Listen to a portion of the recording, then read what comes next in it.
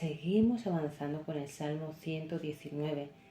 Si no has oído la parte 1 del Salmo 119 de esta serie de audios, pues te invito a que lo escuches para poder entender el resto. Además, tenemos varias curiosidades y en la primera parte de este audio estamos leyendo juntos el Salmo 119, el Ministerio de las Naciones para Cristo, y nos hemos propuesto leerlo en una semana. Lo único que, como sabéis, tiene 176 versos, es el capítulo más largo de la Biblia, el Salmo más largo. Y estamos ya leyendo unas 6 estrofas de 8 versos cada estrofa. Así que vamos avanzando, el pueblo de Dios va avanzando siempre, aleluya.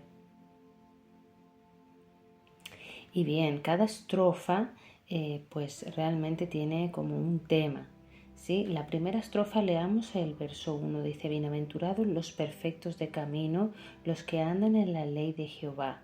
Bienaventurados los que guardan sus testimonios y con todo el corazón le buscan, pues no hacen iniquidad los que andan en sus caminos.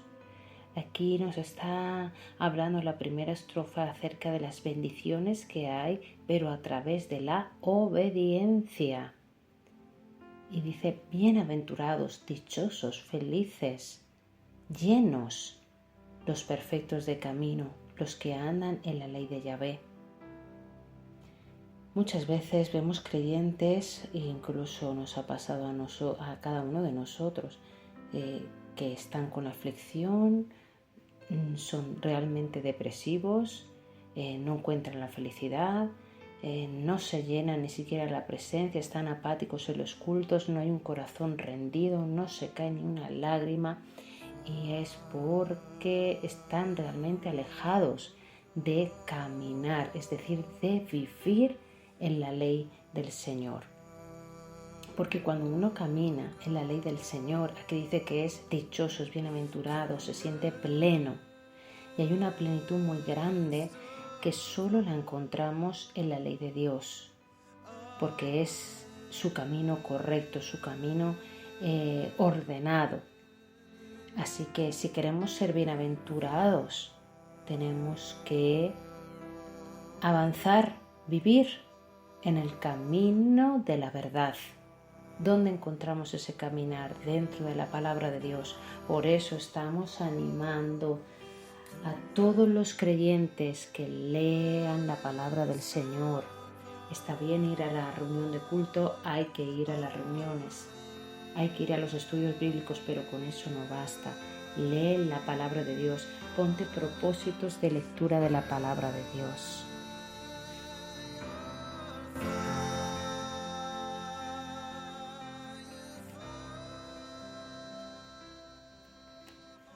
Aleluya. Y bien, aquí hay muchas bendiciones que se van a producir a través de la obediencia. ¿Y cómo así? No es todo que ya Cristo a través de la cruz ya lo conquistó y ya estamos bajo la gracia. Mi querido oyente, estar bajo la gracia de Dios, que siempre ha existido la gracia y la misericordia de Dios desde Génesis, pues estar bajo la gracia es que nosotros, aun en nuestros delitos y pecados, nosotros, dice la palabra en Romanos, éramos los que estábamos destituidos de la gloria de Dios, y para nosotros ese precio era la muerte. Pero en la gracia de Dios, es decir, Él nos dio el regalo gratuito de la salvación, porque la muerte que era para nosotros fue al final pagada por Cristo. Eso es la gracia, pero eso no me quita de que yo vaya a ser obediente. ¿Por qué soy obediente? Porque reconozco a Cristo como mi Señor, como mi Adonai, mi gobernador, mi soberano. Aleluya. Y vemos como el salmista en el verso 5 dice: ojalá fuesen ordenados mis caminos para guardar tus estatutos. En el Salmo 119 vemos un modelo también de oración. Nos está diciendo el Salmo 119 que nosotros también tenemos que orar, que clamar al Señor para que podamos cumplir su palabra. Pero vemos que dentro del salmista, en su corazón, había un anhelo por cumplir la palabra del Señor. No es que había un relajo, no, había un deseo de cambio. Dice, ojalá fuesen ordenados mis caminos. Es decir, la palabra de Dios, la ley de Dios nos trae orden en nuestros caminos. ¿Por qué? La palabra de Dios tiene para todos nosotros, tiene para los padres y tiene para los hijos. A los hijos le dice, honra a tu padre y a tu madre, pero a los padres también les habla y dice, hey, no irritéis a vuestros hijos. También hay unas instrucciones para los esposos, hay unas instrucciones para las esposas, para padres, para madres. Hay una instrucción perfecta para todo, incluso para tratar a la tierra, pero ya no lo cumplimos. Pero si no, la naturaleza estaría aún más viva que nunca. Es que la ley de Dios es perfecta. La segunda estrofa, ¿de qué nos habla? Pues el primer versículo es muy bonito. El Salmo 119, verso 9, ahí empieza la segunda estrofa, que dice, ¿con qué limpiará el joven su camino? Con guardar tu palabra. Así que la segunda estrofa habla sobre la limpieza a través de la palabra. Es decir, también nos habla de esa santidad. En el verso 11 dice, en mi corazón he guardado tus dichos, tu palabra, para no pecar contra ti. En tus mandamientos, dice, meditaré, consideraré tus caminos. Me regocijaré en tus estatutos, no me olvidaré de tus palabras.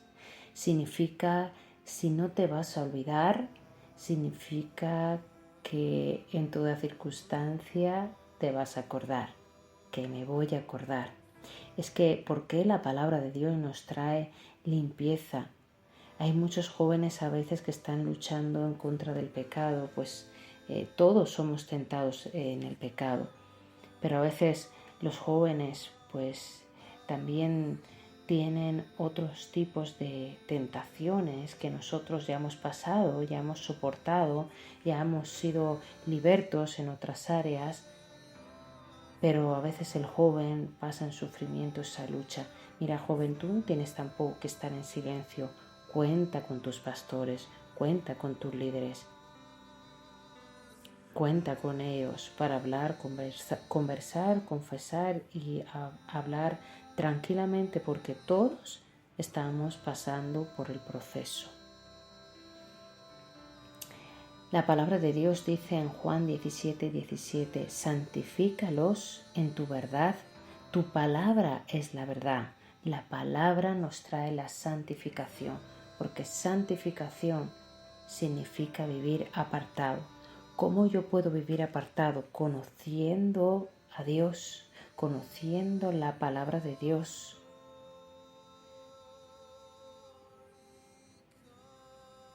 El Señor nos dice, el que mentía antes que no mienta más, el que robaba antes que no robe más. Es decir, lo que hacíamos antes, que tal vez desconocíamos, que estaba mal, pero a través de la palabra nos está diciendo que eso al Señor no le agrada, que eso es no llegar al objetivo de Dios. Entonces por eso la palabra nos santifica, nos aparta. Y a través de la palabra recibimos la liberación y el hombre espiritual se va fortaleciendo para que así el hombre de carne y las obras de la carne no tengan tanta fuerza como los frutos del Espíritu.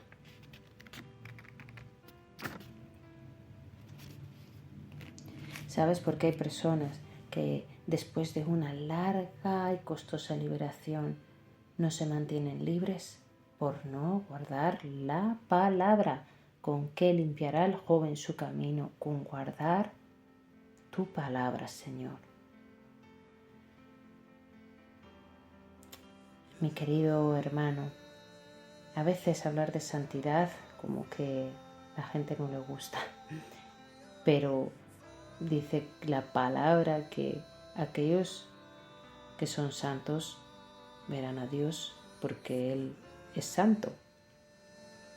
Entonces, si quieres mantener tu liberación, mantente dentro de la palabra de Dios, como si fuese la palabra de Dios tu cerco, un círculo de protección.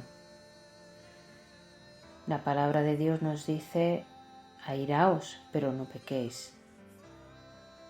Entonces, eso es el cerco de protección. El Señor sabe que en algún momento nos vamos a airar, pero dice la palabra: pero no peques, es decir, no guardes rencor en contra de esa persona, no te irrites, no le des vueltas al asunto, no quieras venganza, no le odies, no te irrites de tal manera que provoques una ira, una rabia descontrolada que te haga decir cosas que luego te vas a arrepentir, que te haga actuar de una forma que el Señor no quiere. Porque la palabra vemos cómo hace ese cerco de protección. Aleluya. El salmista, en muchos de los versos de este salmo, el 12 por ejemplo, dice: enséñame tus estatutos. El 26 también dice: enséñame tus estatutos.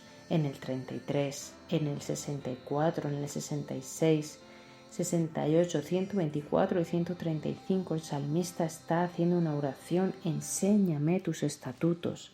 Pero enséñame tus estatutos no es solo que me los aprenda de memoria, sino es ponerlos en práctica. Es que entren en la mente, en el corazón, en nuestro ser y podamos ponerlos en práctica.